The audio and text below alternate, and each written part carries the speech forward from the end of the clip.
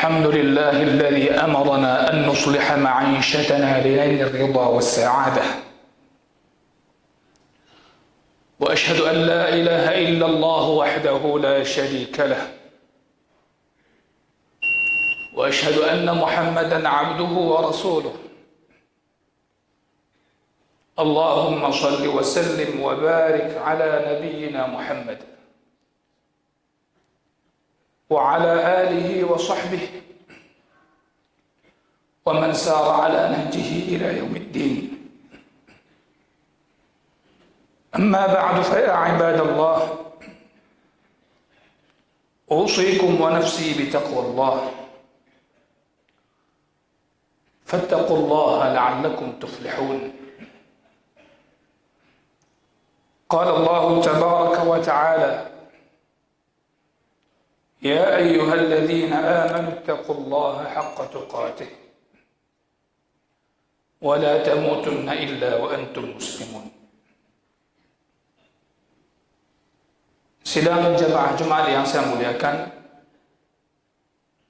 bersyukur kita kepada Allah Subhanahu wa Ta'ala masih diberikan kesempatan kepada kita untuk bertaubat kepadanya dari dosa-dosa yang setiap hari kita tak pernah luput darinya.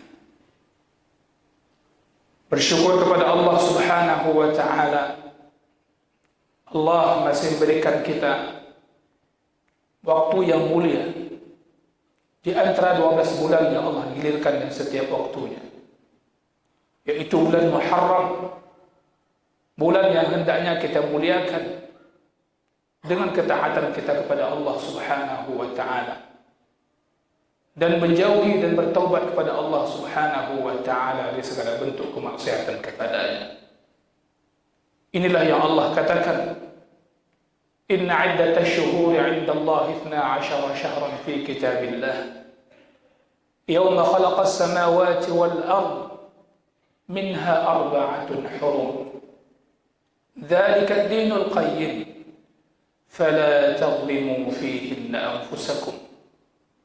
Di bulan-bulan seperti ini, bulan yang suci, Allah katakan fala tadhlimu fihinna anfusakum. Janganlah kalian menzalimi diri kalian di bulan-bulan tersebut. Janganlah kalian menzalimi diri kalian di bulan-bulan tersebut. Maka pada kesempatan yang berbahagia ini, khatib mengajak diri khatib dan kita semua untuk melihat salah satu bentuk kezaliman diri hamba kepada hamba. Diri hamba itu menzalimi dirinya sendiri tanpa disadari. Di antara penyakit jiwa yang paling berbahaya, yang sifatnya adalah kezaliman kepada diri sendiri, bahkan bentuk kufur kepada Allah Subhanahu wa Ta'ala, adalah punya sifat hasad dalam diri manusia. Dengki, iri hati kepada saudaranya. Hadirin saya muliakan, mari kita bertakwa kepada Allah Subhanahu wa Ta'ala dengan introspeksi diri. Akan hasad yang apa selama ini mungkin kita tidak menyadarinya. Hasad memang tidak nampak dengan kasat mata, akan tetapi hasad itu akan terlihat dengan tanda-tandanya. Hadirin berbahagia, maka kita perhatikan bagaimana tercelanya sifat hasad ini, bagaimana buruknya dan kejinya iri dengki hati ini, sehingga Allah Subhanahu wa Ta'ala memerintahkan kita umatnya Nabi Muhammad SAW untuk berlindung dari sifat hasad iri dengki itu. Surah yang semua kita, saya yakin kita menghafalnya, yaitu surah Al-Falaq. Di antaranya, di ayat tersebut kita diperintahkan untuk berlindung kepada Allah daripada orang yang dengki. Wa min syarri hasidin idza hasad. Sungguh kedengkian merupakan kejahatan yang nyata dan terlihat oleh orang-orang yang menyadarinya. Hadirin saya muliakan, maka tercelanya sifat ini menjadi sunnah bagi kita setiap ba'da salat membacakan 3 qul huwallahu ahad, qul a'udzu birabbil falaq, dan qul a'udzu birabbin nas. Kita bisa membayangkan betapa bahayanya sifat hasad tersebut. Dan bahkan ini ada pada orang-orang yang kadang punya pengetahuan, bahkan punya pengetahuan agama itu sendiri. Hadirin saya muliakan, maka satu sifat yang sangat tercela ini Rasulullah SAW telah menyampaikan kepada kita, tercelanya sifat ini karena dia akan makan kebaikan-kebaikan yang pernah kita lakukan. Bagaikan api membakar kayu bakar. Begitu cepat, begitu mudah, hangus, dan yang ada adalah merugikan dirinya sendiri. Hadirin yang saya muliakan, maka disebutkan oleh para ulama, hasad ini merupakan bagian daripada penyakit badan selain penyakit hati. Inilah yang akan menggerogoti orang itu sendiri. Kegelisahan yang tidak pernah putus, kesusahan yang terus berkesinambungan. Dia memikirkan bagaimana nikmat yang ada pada saudaranya itu bisa hilang. Walaupun itu tidak bisa beralih nikmat itu kepada dia, minimal nikmat yang ada pada saudaranya itu bisa hilang. Tercelanya sifat ini, jemaah saya muliakan, sehingga ini menjadi satu hal yang menjadi penyakit dan meruntuhkan peradaban satu manusia. Bisa meruntuhkan sebuah peradaban bangsa disebabkan muncul orang-orang yang punya sifat hasad itu sendiri. Sifat hasad ini, wal'iyadu billah, bahkan para ahli hikmah mengatakan, para hukama menyebutkan, para ulama mengatakan, kalau ada orang yang memiliki sifat hasad, jangan kamu pernah bermusyawarah dengannya. Walal labibil haqud, walaupun orang yang cerdas tapi punya sifat dengki, iri hati, jangan kenapa kau bermusyawarah dengannya.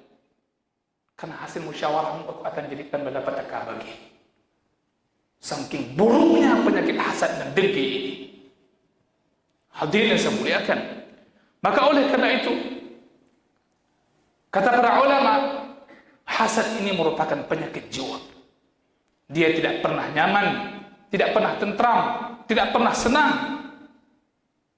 ketika melihat nikmat itu diberikan oleh Allah kepada saudaranya. Maka bagaimana kita lihat sifat sebagian ahli kitab yang mana Allah sebutkan kedengkian mereka kepada Rasulullah sallallahu alaihi wasallam, yang mana Allah telah memberikan banyak karunia dan keutamaan kepada baginda Nabi Muhammad sallallahu alaihi wasallam, yang sampai hari ini diwarisi oleh orang-orang Yahudi. Tidak pernah bangga dan tidak pernah senang hati mereka ketika kenikmatan, kelebihan dimiliki oleh umat Nabi Muhammad sallallahu alaihi wasallam. Am yahsuduna an-nas ala ma atahumullahu min fadlih. Ataukah mereka dengki kepada manusia yang bernama Muhammad sallallahu alaihi wasallam karena karunia yang telah diberikan oleh Allah kepadanya. Maka Nabi Muhammad mengingatkan kita, iyyakum wal hasad, waspada oleh kalian akan yang namanya hasad. Waspada oleh kalian artinya jauhi oleh kalian akan yang namanya hasad. Fa innal hasada ya'kulul hasanat kama ta'kulun nar hatab.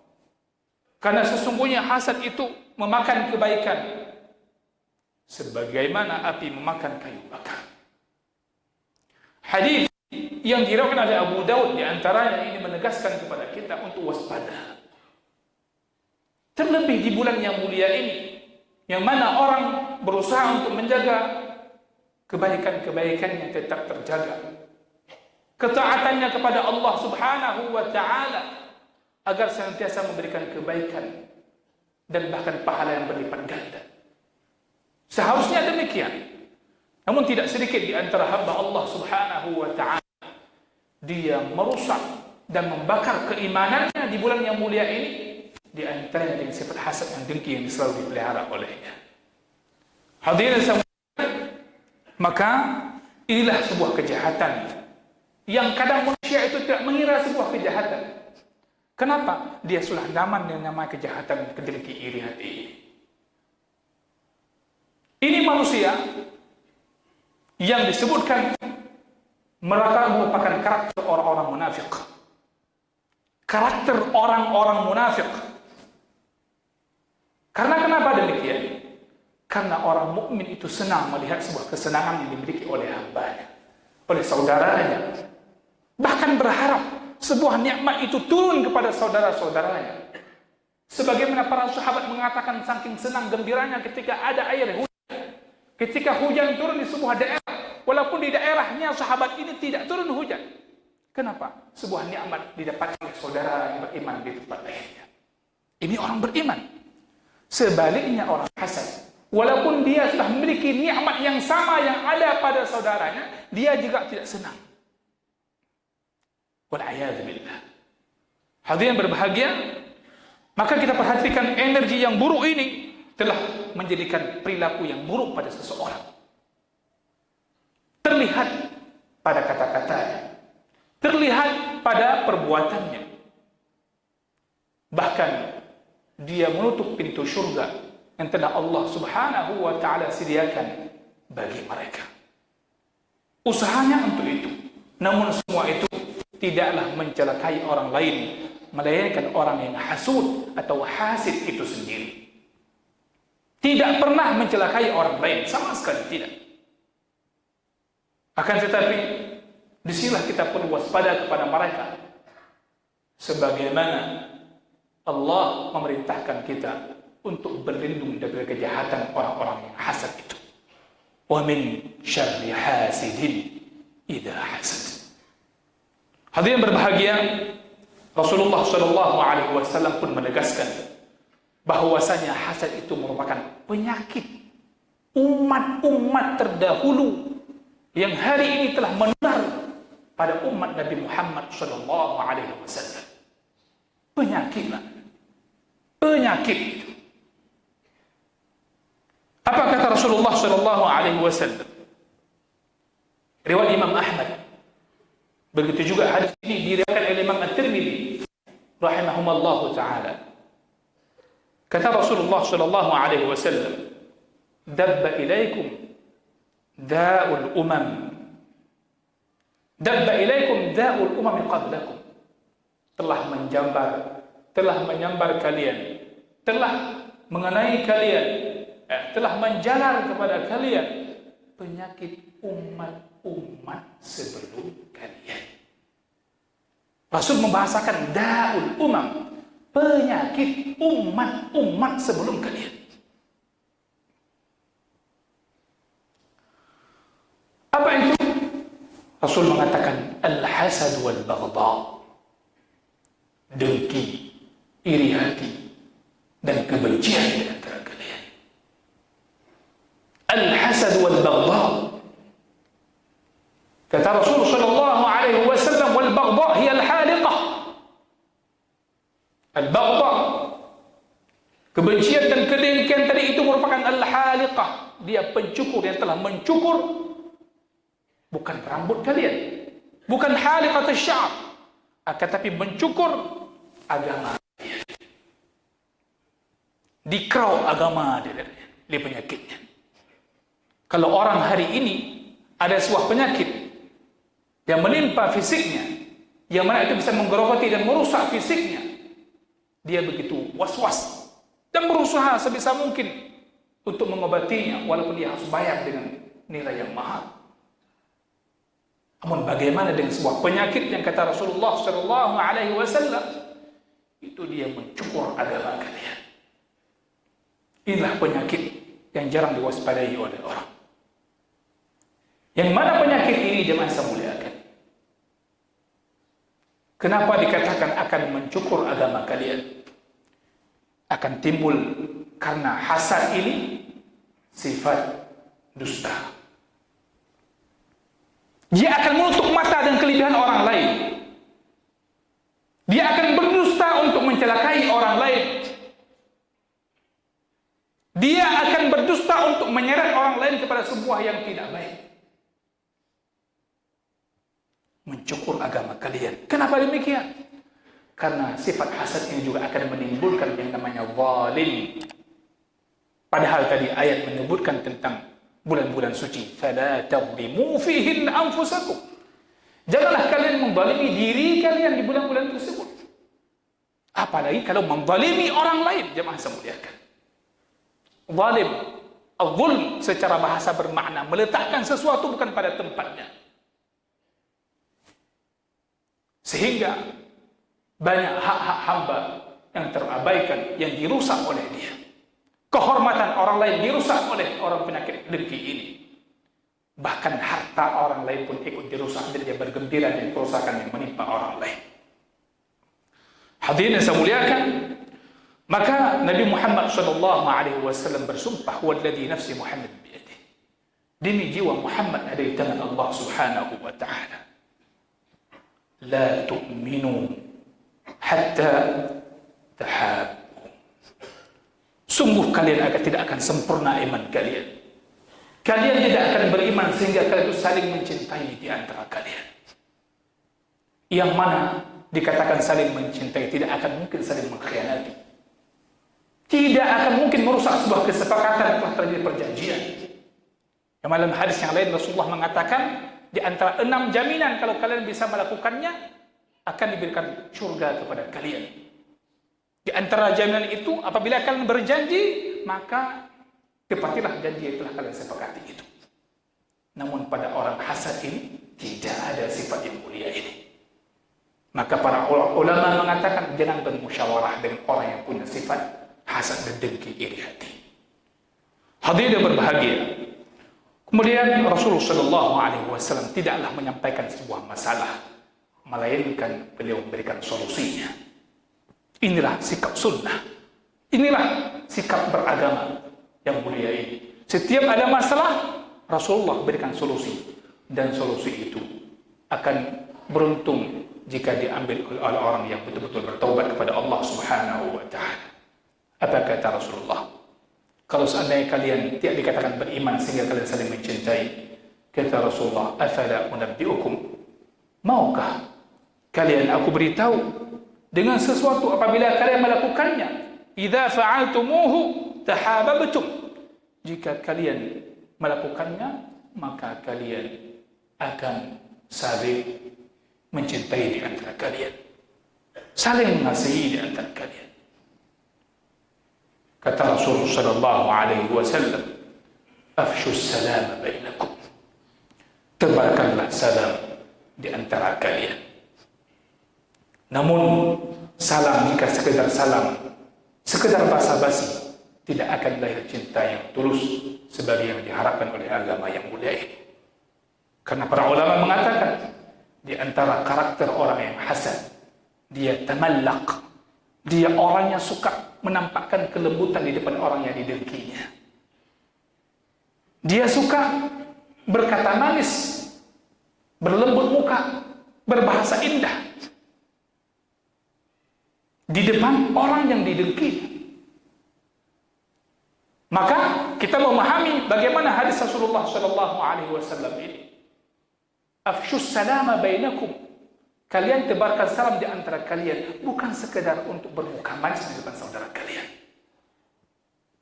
tapi sebagai solusi yang Rasulullah SAW tawarkan kepada kalian. Maka itu akan memperindah kehidupan kalian. Peradaban yang rusak akan bisa jadi baik kembali. Ketahuilah, di dunia ini banyak orang terzalimi disebabkan oleh orang dengki di kalangan mereka. Dan keji dan jeleknya, kata para ulama, orang yang punya sifat dengki, hasid atau hasud, atau disebutkan istilah haqud, orang ini sangat pintar menampakkan dirinya lah yang terzalimi, padahal dia orang yang paling zalim di muka bumi. Semoga Allah Subhanahu wa ta'ala memberikan kita kefaqihan dalam agama. Makna faqih, menyadari kesalahan-kesalahan yang ada dalam jiwa dan memahami sebagai penyakit serta menyembuhkannya dengan cara yang telah diberikan oleh agama yang mulia ini. Hal ini jemaah yang ingin memperbanyak bacaan tentang ini, bisa dibaca kitab Adabul Din wa Dunya Adabul Dunya wal Din pada Imam Al-Mawardi rahimahullah ta'ala.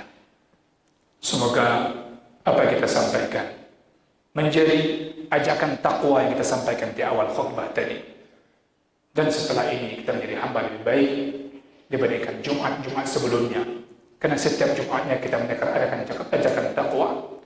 Namun yang mesti kita lihat dari diri kita, apakah kita sudah lebih bertakwa dibandingkan Jumat yang telah berlalu dengan sekian lamanya.